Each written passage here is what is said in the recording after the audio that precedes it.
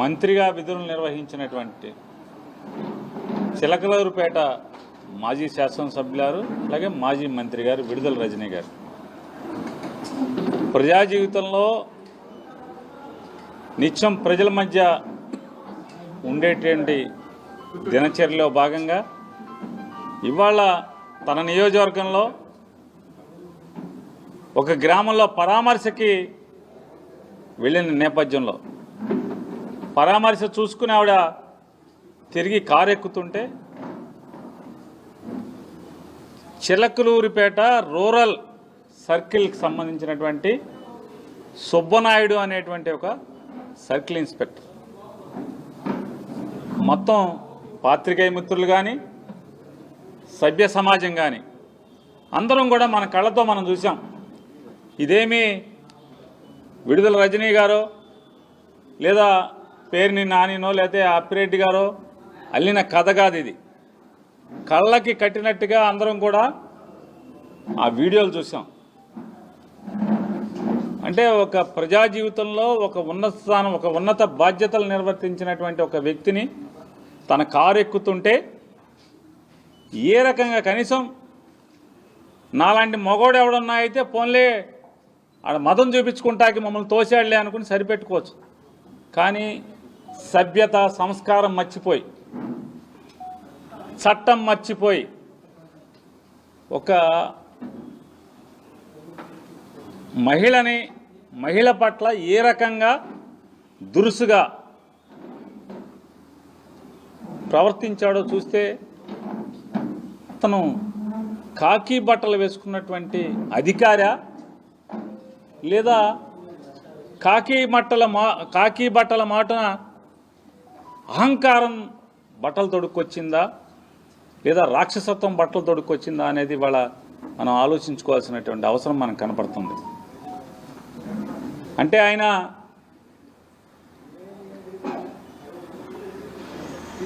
అదృష్టవశాత్తు ఒక circle inspector అనేటువంటి ఒక ఉద్యోగంలో ఉన్నాననేటువంటి అహంకారంతో చట్టాన్ని మీరి ఎవరినైనా చట్టం ఏం చెప్తుంది, ఎవరినైనా మీరు ఎటువంటి నేరంలో అయినా అరెస్టు చేయదలుచుకుంటే ఖచ్చితంగా అయితే ఎఫ్ఐఆర్ చూపించాలి లేదా నోటీస్ ఇవ్వాలి. ఎటువంటి కాగితం చూపించడు, ఎటువంటి కారణం చెప్పడు. నా ఇష్టం, నేను అరెస్టు చేస్తా, ఎవడ ఆపుతాడు, అవసరమైతే నీ మీద అసాల్ట్ కేసు పెడతా. మీరు విన్నారు, అవసరమైతే అసాల్ట్ కేసు పెడతా అంట రజనీమ్మ గారి మీద. అంటే ఆవిడ కారులో ఆవిడ కూర్చుని ఉంటే ఆ డోరు లాగి ఆవిడ్ని బయటికి లాగుతాడు.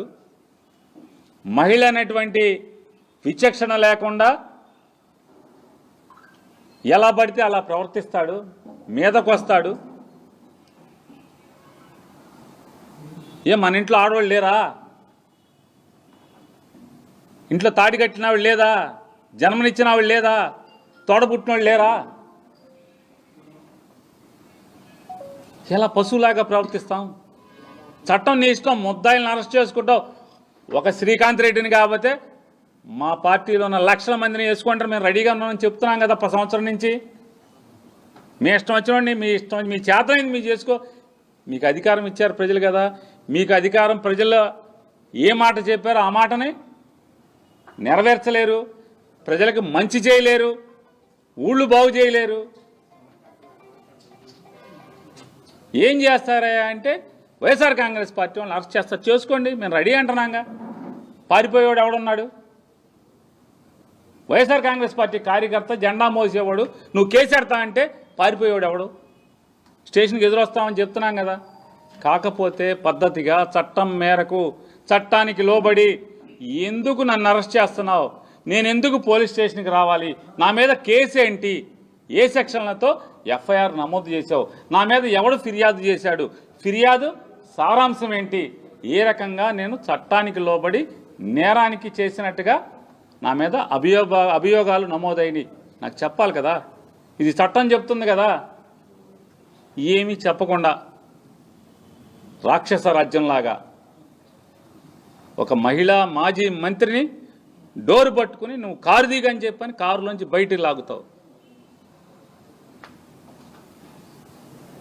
ఇవాళ అతని తీరు, అతని ప్రవర్తన ఈ జిల్లా ఎస్పీ గారిని, అలాగే ఉన్నతాధికారులని, అతని పైన ఉన్నటువంటి ఉన్నతాధికారులను కూడా మీరు ఒక్కసారి చూడండి. మీ అధికారి ఎవరైతే సుబ్బనాయుడు ప్రవర్తించినటువంటి తీరు సభ్య సమాజం లేదా మీ అంతరాత్మ, ఎస్పీ గారు మీ అంతరాత్మ మీరు ప్రశ్నించుకోండి.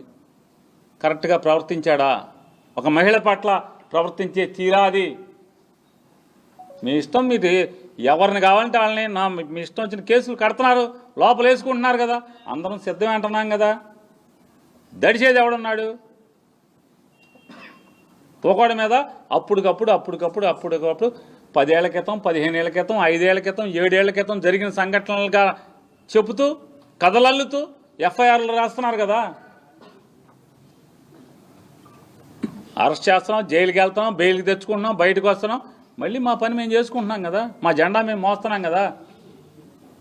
చంద్రబాబు నాయుడు, పవన్ కళ్యాణ్ లేదా లోకేష్ వాళ్ళని సంతృప్తి పరచడానికి మీరు ఎన్ని కేసులు పెట్టినా తగ్గేది ఎవడు లేదు కదా. కాకపోతే ఇక్కడ ఆక్షేపణీయం, అభ్యంతరకరం ఏంటంటే ఒకళ్ళ మహిళా మాజీ శాసనసభ్యురాలు, మహిళా మాజీ మంత్రి పట్ల, మరీ ప్రత్యేకించి ఒక మహిళ పట్ల ప్రవర్తించే తీరా పోలీసు అదేం చెప్తున్నాను. ఇది అతన్ని ప్రశ్నిస్తున్నాను, లేదా అతని కుటుంబ సభ్యులకి అడుగుతున్నాను. కాస్త అన్నంతో పాటు సభ్యతా సంస్కారం కూడా పెట్టండి అమ్మాడికి. ఇంట్లో అన్నంతో పాటు సభ్యతా సంస్కారం కూడా పెట్టండి ప్లేట్లో.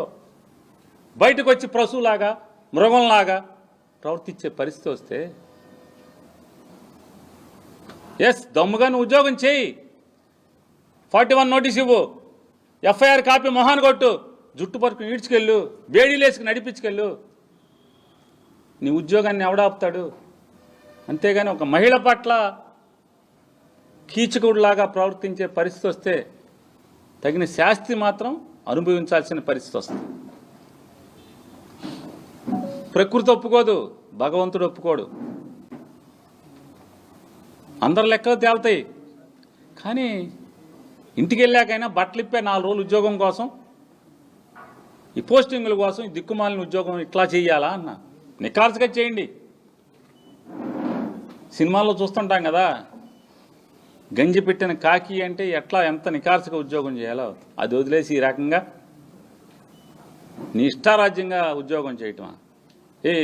ఈ చుట్టుపక్కల ఈ జిల్లాల్లో ఈ ఎస్పీ గారి కింద ఎంతమంది సీఏలు ఉన్నారు? అందరూ ఇట్లా లేరే. ఈ సుబ్బనాయుడు లాగా అందరూ లేరు కదా.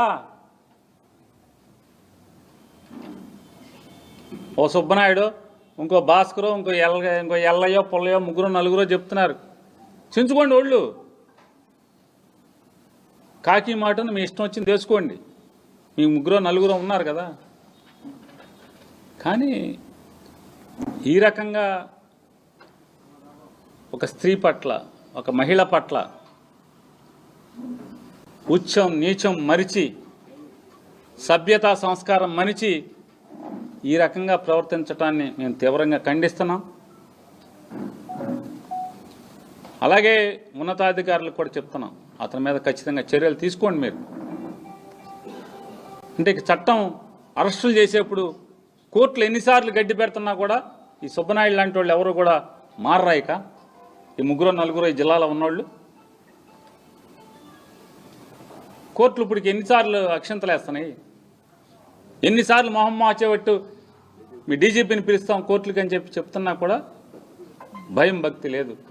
చట్టం మేరకు పనిచేసే, చట్టానికి లోబడి ఉద్యోగ నిర్వహణ చేయరు. ఎవడి మీద కేసు ఉంటే ఆడి మీద ఏం కేసు ఉందో నోటీస్ ఇవ్వు, లేదా ఇంట్లో కుటుంబ సభ్యులకు నోటీస్ పడే మొహానా సంతకం పెట్టించుకో. నీ మొగుడి మీద, నీ కొడుకు మీద ఈ కేసు ఉంది అని చెప్పి అరెస్ట్ చేసి తీసుకెళ్ళు. అది కానీ పద్ధతి ఏమీ కాకుండా నీకు ఎక్కడ కనపడితే అక్కడ కనీసం ఒక మహిళా మంత్రిగా, మాజీ మంత్రి గారు కారులో కూర్చుని ఉంటే కారు సీట్లోకి నువ్వు ఆవిడ ఊళ్ళోకి ఎగబడేస్తావా, లాగేస్తావా ఆవిడని బయటికి? ఆవిడ అరుస్తుంది, ఏం అసలు ఎందుకు నువ్వు ఎందుకు నా కారులోకి దూరుతున్నావు ఎందుకు అని చెప్పని, ఎందుకు దౌర్జన్యం చేస్తున్నావని ఆవిడ అడుస్తుంటే కూడా లెక్క లేకుండా నీ మీద కేసు పెడతా, అసాల్ట్ కేసు పెడతా. చుట్టూ ఉన్నారు కదా పోలీసులు, ఎవరు అందరూ సభ్యతగానే ప్రవర్తిస్తున్నారు కదా, ఎవరు ఎస్ఐలు ఉన్నారు, ఏఎస్ఐలు ఉన్నారు, వాళ్ళు ఎందుకు సభ్యత మర్చిపోలేదు? ఈ సుబ్బనాయుడు ఒక్కడే ఎందుకు సభ్యత మర్చిపోయాడు? వాళ్ళు పోలీసులే కదా, నికార్సైన పోలీసులు కాదా వాళ్ళు? ఈ జిల్లా ఎస్పీ గారిని గట్టిగా కోరుతున్నాం, డిమాండ్ చేస్తున్నాం. అయ్యా, మీలాంటి మంచి అధికారులు ఇటువంటి పోలీస్ వ్యవస్థకి చెడ్డ పేరు తెచ్చేటువంటి సుబ్బనాయుడు లాంటి అసభ్యకరంగా, అమర్యాదకరంగా స్త్రీల పట్ల లేదా చట్టాన్ని అమలు చేసే దాంట్లో విధి నిర్వహణని కిందకి దిగజారుస్తున్నటువంటి ఇటువంటి వ్యక్తుల పట్ల మీరు చర్యలు తీసుకోండి, ఇట్లాంటి వాళ్ళని కంట్రోల్ చేయాలని చెప్పని కూడా వైఎస్ఆర్ కాంగ్రెస్ పార్టీ తరఫున డిమాండ్ చేస్తున్నాం. పుల్లారావు గారి భార్య పుట్టినరోజుకి వెళ్ళి ఈ నియోజకవర్గంలో పోలీసులు అంతా కేక్ కోసి జైలు పెరిగిన వాళ్ళు ఎట్లా పనిచేస్తున్నారు అనుకుంటారు? పుల్లారావు గారి భార్య పుట్టినరోజుకి వెళ్ళి జైలు కొట్టారు, కేకు ముక్కలు కోసి ఆవిడకి తినిపించారన్న సంగతి నేనైతే చూడలేదు. మీరైతే విలేకరులుగా మీరు చెప్తున్నారు కాబట్టి ఈ రాష్ట్ర డీజీపీ ఖచ్చితంగా ఆయన కాకి యూనిఫామ్ వేసుకుని ఒక శాసనసభ్యుడు శ్రీమతి పుట్టినరోజు వేడుకల్లో ఆనంద పరవశులై పాల్గొని కేకులు కోసి ఆవిడకి పెట్టి జైలు పలికిన మాట మీరు వీడియో చూస్తే కనుక చర్యలు తీసుకోకుండా ఉంటే ఇక మీ డీజీపీ గారి విఘ్నతకే వదిలేస్తున్నాము. సార్, ఇది ఒక కేసు మీద కాదు, నిన్న తాడికొండలో కూడా 3:30కి ఒక దళిత ఎంపీటీసీ సభ్యురాల్ని ఈడ్చుకుంటూ నెట్టుకుంటూ లైట్లు ఆపి చాలా దారుణంగా హింసించి తీసుకొచ్చారు.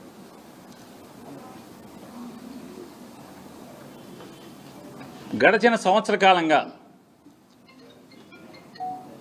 పోలీసు వ్యవస్థలో తులసివనంలో గంజాయి మొక్కలు ఎలా అయితే అక్కడక్కడ ఉంటాయో, ఆంధ్రప్రదేశ్ రాష్ట్ర పోలీసు వ్యవస్థలో తులసివనంలో గంజాయి మొక్కల్లాగా కొంతమంది చెడిపోయిన పోలీసులు కాకికి బట్టలు వేసుకుని తిరుగుతున్నటువంటి పరిస్థితుల్లో మీరు చెప్పినటువంటి మహిళా ఎంపీటీసీని మహిళా పోలీసులు కానీ ఎవరూ లేకుండా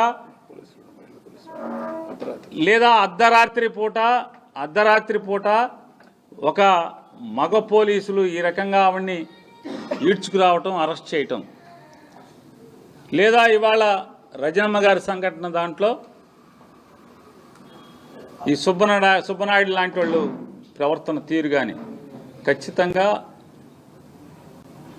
ఈ గంజాయి మొక్కల్ని కంట్రోల్ చేయాల్సినటువంటి లేదా కలుపు పెరకాల్సినటువంటి అవసరం పోలీస్ వ్యవస్థ నడుపుతున్నటువంటి ఉన్నతాధికారుల మీద ఉందనేది వారు గుర్తించాలని చెప్పి డిమాండ్ చేస్తున్నాం.